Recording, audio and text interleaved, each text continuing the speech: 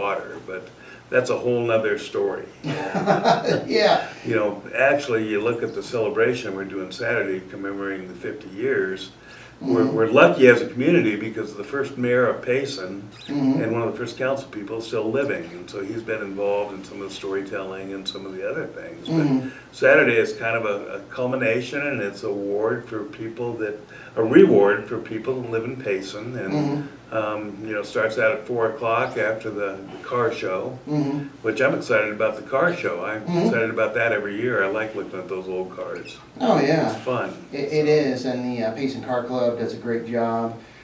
Each year there's entries from all over the state and even outside the state. Yeah, it's quite a car show, and I think people, you know, it's got a lot of years under its belt, and I think they start out with a burger burn on Friday night at Rumsey Park, and it morphs over to here, and there's an informal type of parade, and goes over to Green Valley Park, and then when they're wrapping up around 4, the town celebration kicks off, and there's going to be everything there from a band that I believe a former mayor is the leader of that band, Kenny Murphy. Oh, that's right, yeah. And I think another former mayor, Tom Morrissey, plays with him in the band. That's, so. it's, what is it, Rimrock?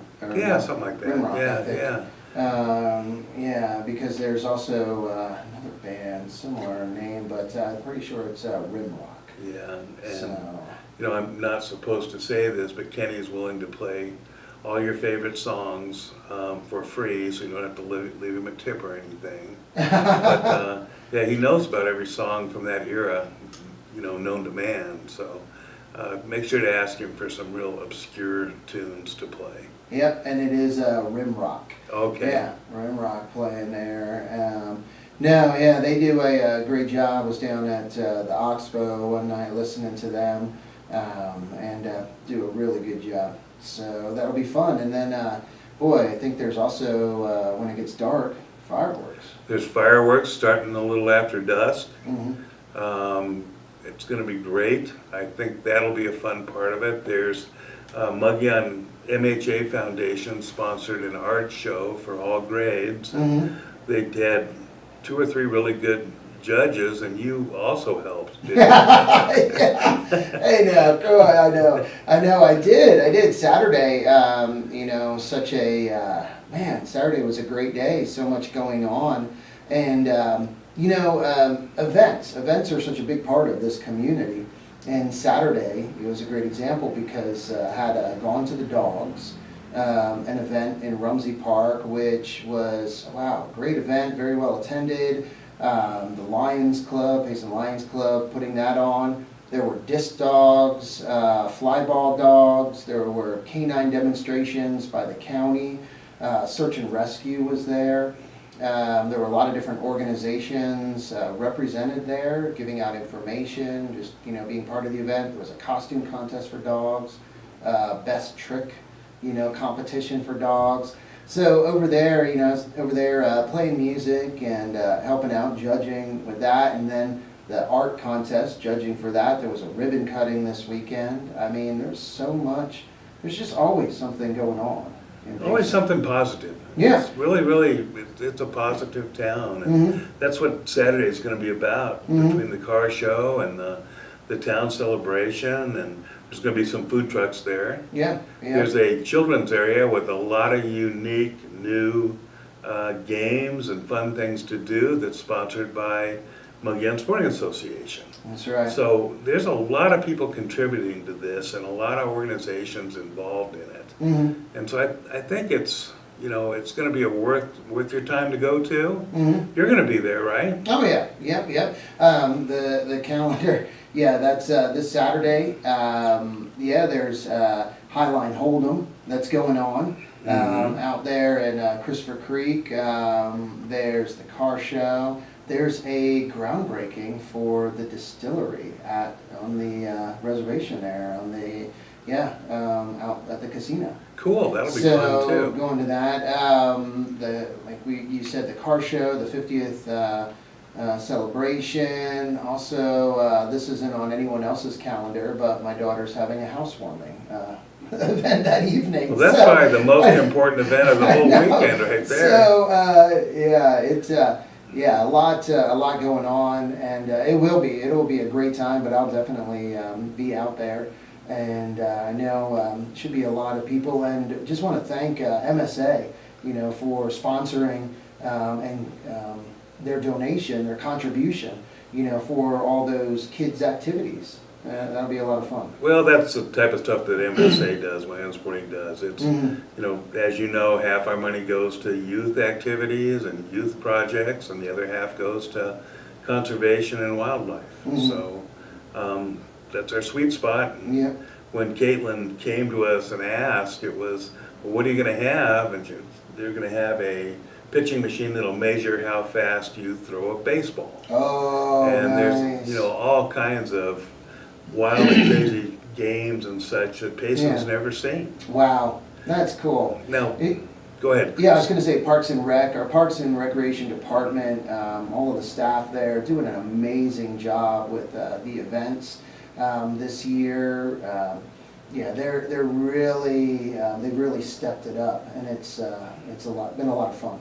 Yeah, not only have they stepped it up, they've kind of opened. They're not doing the same old things always, which, I heard a rumor, I don't know if it's true or not, but I heard something about an ice skating rink over Christmas holidays that's being talked about. Really? Know anything about that? No, but wow, that would be amazing. Yeah, hopefully that'll happen. So. Yeah, no, it is really good. Caitlin and Jeff and obviously JP, our interim director, who now we have a new person in there. Steve, I believe, is the new director. Phoenix, who else? Josh, is it Josh is there? I mean, it's just a great crew. Yeah. Great crew, and Scott with the Parks Department and his crew. I've had an opportunity to work with Caitlin and Jeff, and they're two of the finer people that I've worked with at the town in a lot of years. So. Yeah, you're lucky, Chris, as mayor. You've got a great staff down there. It is a great staff, and it was mentioned the other day, and I thought about this because Payson, and while you were mayor, and during its earlier days, was known as the event capital of Arizona. The festival capital. Festival capital, and. The person, said, and I've heard a couple people say, yeah, there were so many more festivals back then, or events. And I look at our calendar right now and I think, wow, I wonder if there were a lot more back then than there are now, or it just, seemed that way because not as much maybe was going on. But I feel like there are a lot of events that the town either hosts. It's a town event, or they've partnered. They're part of that event.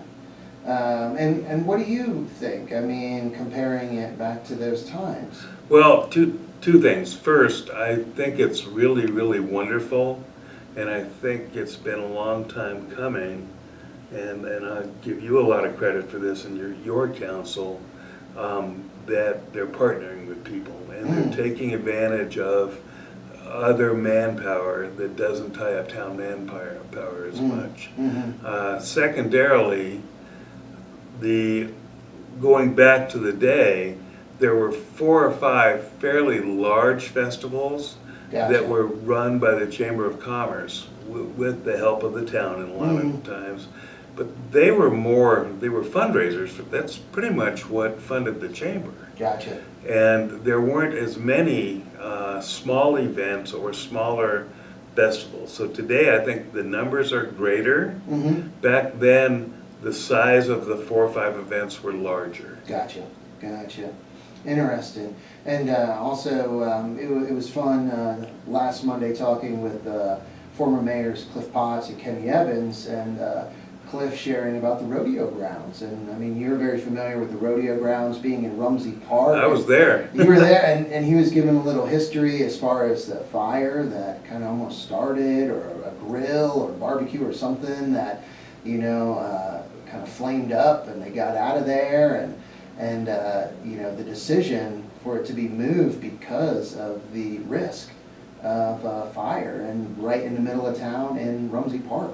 Yeah, and when when it was burned down on purpose Yes. by the fire department, that thing went up in flames in about 45 seconds because of the years and years and years and years of creosote being painted on the wood. It was saturated with oils. And Wow. that if there would have been people in the stands, it would have been a huge tragedy.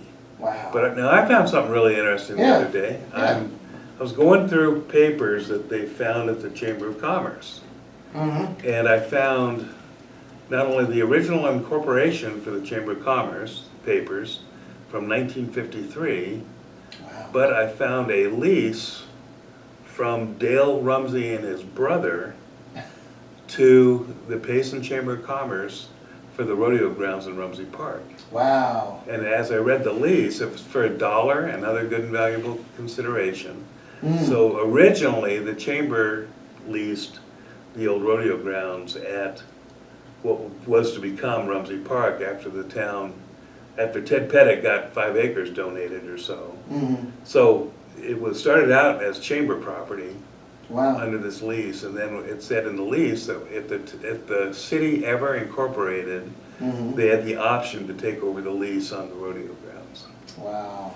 That's a lot of history. Yeah, And, yeah. it's So interesting to learn the history and see how things came about. yeah, that's one I didn't know. Back to the fire when it was burned down on purpose. Bill Armstrong was then the rodeo boss. Yeah. And he had so much to do with the rodeo for so many years, but he was standing there in his cowboy hat. The thing caught on fire, and the fire grew so rapidly that it sucked his cowboy hat into the inferno. Oh no! Oh boy! So that was pretty crazy. That probably upset him a little bit, but thankful that he just didn't get burned up with it. Yeah, I think that's was more what it was. Oh my goodness! Another great part of Payson's history, and you mentioned one of the organizations that directly involved with it, Green Valley Park. Green Valley Park, and you mentioned Green Valley Water, but it used to be, the sanitary district and what was it? Northern Gila County Sanitary District. Couldn't even remember that for the life of me. Wow. Yeah, Northern Gila County Sanitary District. But were you on council or mayor when that got created? Forget. Green Valley Park. Green Valley. No, yeah, Green Valley Park. Yeah, I was mayor. You were mayor. Yeah, when it got created, and it was from day one it was a partnership with the sanitary district / Green Valley Water and the Town of Payson. And it was created because the sanitary district was told by the EPA they couldn't discharge as much water into American Gulch as they were doing, so they had an opportunity to either build a couple of great big holding ponds to scrub the water and stuff like that, or work with the town and build Green Valley Park and the lakes. There were 3 or 4 very visionary people involved in that. A gentleman named Gary Dashney, that if you look at a lot of the neat subdivisions that are in town, Gary had a big role in that. Gary Abrahamson, who's now lives in Mesa, was very involved.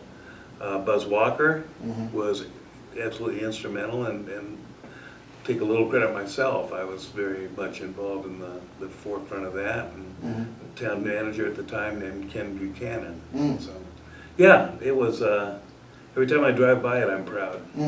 Oh, yeah, because the alternative could have been holding ponds. Yes. Holding ponds. I mean, I just really, when you said that, I'm thinking about it, that could have happened. That could have happened if there were holding ponds. There would be no really Green Valley Lake as we know it. No, there was a rendering that had kind of a funny name that I'll not repeat, but it was of a big holding facility with about 8-foot tall walls, with a 8-foot tall barbed wire fence on top of it, with concertina wire on top of that. And that was one of the alternatives to the wonderful park that we have. Oh my gosh. Wow. Yeah, it was pretty interesting, and all that land that that park sits on was donated by people that participated in a land exchange that brought out Chaparral Pines, the Rim Club, about half the land on Tyler Parkway. Mhm. And so the deal was made with the town through an ordinance that 4% of any land out of a land exchange was donated to the town of Payson. And that's how that 30-some acres came to be. Mhm. Then the voters in Payson overwhelmingly passed a bond to build that lake. And if I'm thinking right, the pros were almost 70% on that. Wow.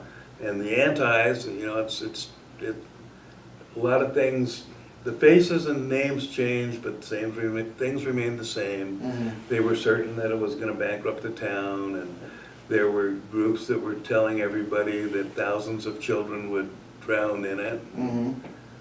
One night at a council meeting that came up, and the person that said it was like, well, we just can't do this, there'll be so many mass drownings. And one of the council people, I think it was Dr. Ivy, said, well, our kids aren't like gerbils. And then, or lemons. Yeah, or they're run off a rats, cliff. yeah. Just follow each other. And lemmings. Yeah. And then I had the opportunity to ask the person. I asked the question, well, why isn't the west coast of the United States fenced then? You know, and I think that was a little levity was brought to the picture, and that argument sort of went away. So. Yeah, maybe the person was from back east. I know it's a little different mentality back there, and I can say that being from Pennsylvania, everything, there's warning signs, or it's fenced, or yes, everyone has to be protected a little bit more than out here in the West. Right, correct. For legal reasons, obviously. Yeah. And that's something to recognize. Everything that went into the creation of Green Valley Park, but it was very intentional, and that's something that it was thought out, intentional. As you said, the visionaries involved with that, because very easily you and the council, the town, could have settled for holding ponds. Yeah. You could have settled for that. Yeah, this is an occasion where the people in Payson decide not to be settlers and settle for something. And settle, yeah. And it looks like the renderings looked, and it looks like the model that was built looks, and I give an awful lot of credit to that, to both Gary Dashney and probably more importantly, Buzz Walker. I mean, Buzz not only was a water superintendent, but he was public works director for a long time also. And I mean, he agonized over the landscaping out there. And there's a gentleman at the sanitary district named Joel Good that, really held everybody's feet to the fire on the grass and the sidewalks and the trees. And I know when I drive by Green Valley Park, I have a hard time. I can remember what it was like before that, and when the road didn't even run through there. Yeah, wow. But it's like it's always been here, you know? So I think that's a sign of a good public facility is, it's like it's been a part of the community since the community started, and it hasn't. Yeah. Another, amazing part of our community, and Buzz Walker was instrumental in, is a C.C. Craig, project in our water system that we have. Yeah. It's an incredible water system. Our water department, now run by Tanner Henry, and his staff. They do an amazing job, and we are so fortunate to have the system we have. I mean, I think it's very easy to take these things for granted. We look at Green Valley Park, it's a nice park, it's a beautiful park. It's easy to take for granted, especially because of what its role is and what it's accomplishing. It's not just visually appealing and stunning, but it's a functional park. And our water system, again, it's easy to take those things for granted. Water, electricity, certain things that you expected. Yeah. Just expected, but the majority of residents in the state are not blessed with the same quality or the same level of water delivery that we have here. Yeah, we actually do have a wet 100-year water supply, and it's interesting that when the town bought the water department, which is another benchmark event in Payson that isn't celebrated enough, they bought, Buzz Walker came with it. And prior to them purchasing it, it originally belonged very early on to Pat and Raymond Klein. And then they sold it to Daryl and Doris Carpenter, and Doris ended up being on the town council quite a few years later. And then the town bought it. So they got Buzz. And then there was a mayor named Willard Taylor who was smart enough, along with Ted Pettit and several others, to they got in on the CAP allocation. Wow. And so they had X amount of acre feet out of the CAP canal, and it got through the late 80s and early 90s, and we realized that there was no way we were going to take delivery of that. So we sold that allocation to the city of Scottsdale, and our attorney that helped us with that sale was a gentleman named Bruce Babbitt. And Bruce had kind of arranged with, went on to become Secretary of Interior, with the Bureau of Rec, that we would get back in the East Verde River for what would have been our CAP allocation. And that was completed with Mayor Evans. And he took the ball over the goal line, and he deserves an awful lot of credit for what he did. But so does every other mayor, going back to Ted and Willard Taylor, that shepherded that, because it was a resource that we turned into a benefit for our town. And we're about the only people in the state, or one of the few, that don't have to worry about a 100-year water supply. We've got it. Wow. So again, talking with Craig Swartwood, former mayor of Payson, and talking about the town's 50th anniversary celebration happening this Saturday. Starts at 4 o'clock. After the car show, our Payson car show is this Saturday as well. That starts in the morning, and we encourage you to head out there, check out all the beautiful old classic cars. There'll be food vendors, and then for the anniversary celebration, there'll be other activities, especially a lot of kids' activities. Live music with Rim Rock, former Mayor Kenny Murphy leading that band. And then fireworks, great fireworks display afterwards, so you definitely want to come out to that. Mentioned, real quick, Willard Taylor. How long was Willard Taylor mayor? Do you know how long he was mayor for? Yeah, I've got a pretty good idea.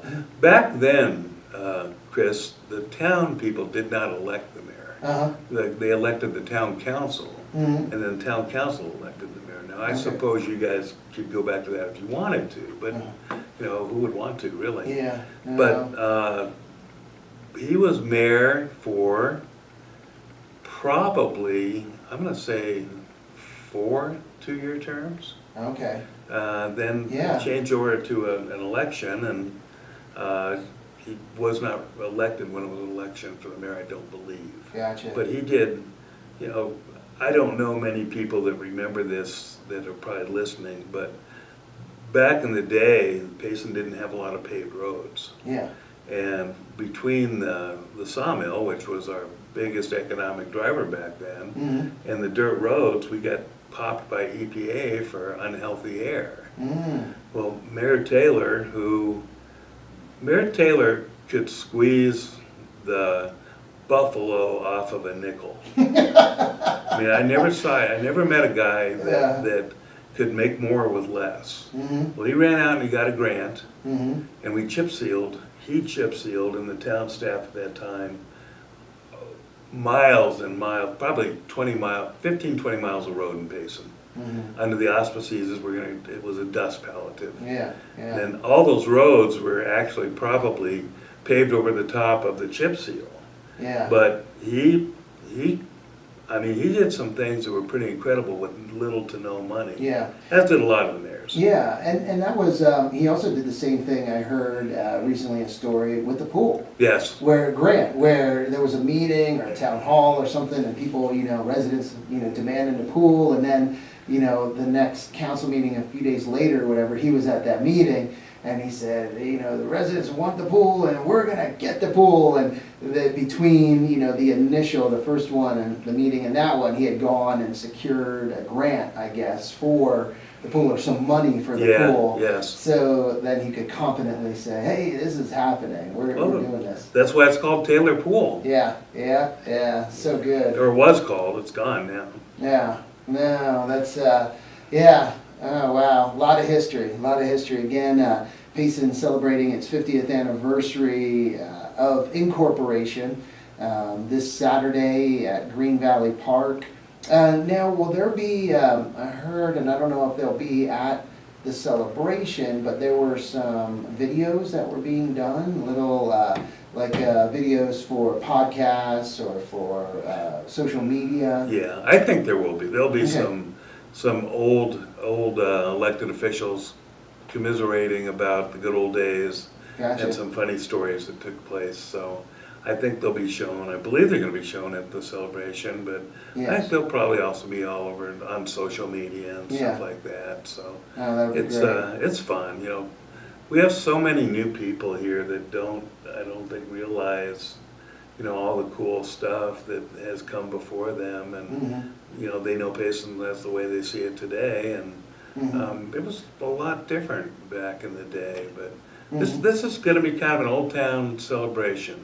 It's no big deal. There's not a lot of bells and whistles. There's just going to be a lot of fun things for kids to do, and a lot of good eating to be had, and some old stories, and some pretty good music, I think. Or I better not say pretty good. I mean, it's a really good music from Kenny Murphy and his band. There you go. Oh yeah. So it's going to be a fun day, and the fireworks are being produced by a quasi-local company. So that's exciting. Oh yeah.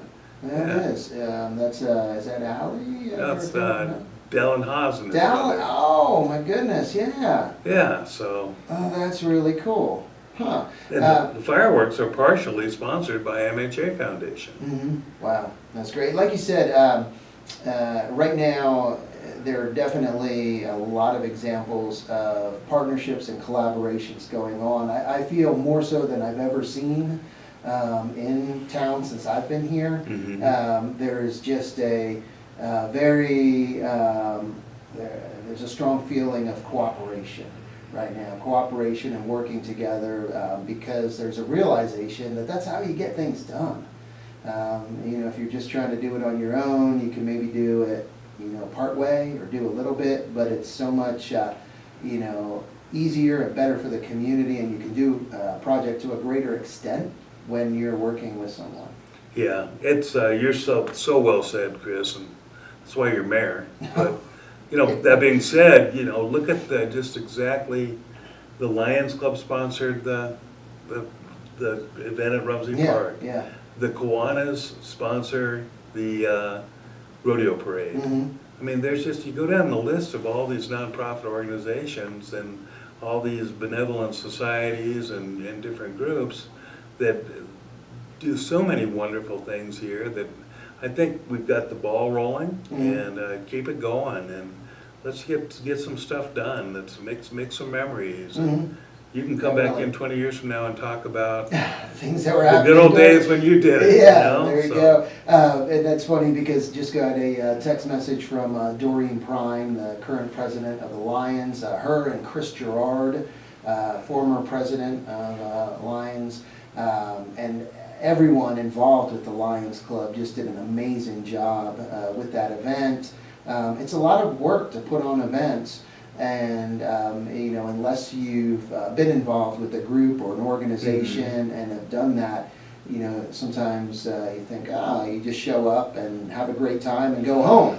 But there's so much planning and work that goes into making an event successful and fun for everyone that's attending. So it's people think, you're right, they think I just show up and it's going to be fine, but what they don't realize, there's weeks and weeks, if not months and months, involved in all that stuff, and they're all pretty much run by nonprofits that don't pay anybody to be part of their staff, and that's what's beautiful about Rim Country and where we live, is there's still people willing to do that. Yep, volunteerism and the attitude of working together to get things done. Well, thank you so much, Craig, for coming on. I know we could keep going, keep talking. Well, make sure everybody comes out Saturday, because it's going to be a fun day, starting with the car show and rolling on into the evening and culminated by what I think is going to be one incredible fireworks show. Yeah, it almost reminds me of like the 4th of July celebration, in the sense that you can come out there, bring the blanket, the chairs, bring everything, all of your supplies for the day, because you can spend the day out there looking at the cars, then taking part and enjoying the 50th anniversary celebration. So it'll be a great day. All we're missing is your world's longest ice cream sundae for Guinness Book of World Records. Oh man, it would be perfect, and I don't know how we forgot that.